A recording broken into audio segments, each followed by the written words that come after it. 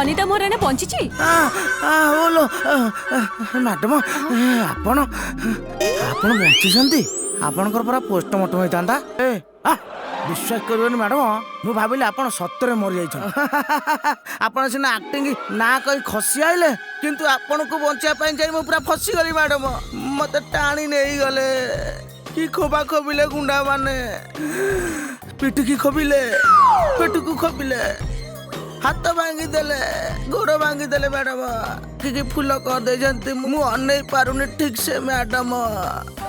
ଭାରି କଷ୍ଟ ହଉଛି ମ୍ୟାଡାମ। ଜାଗା ଜାଗା କିଛି ମାଲେନି, ଯୋଉଠି ପାଇଲେ ସେଠି ପିଟି ଦେଇଗଲେ ମ୍ୟାଡାମ।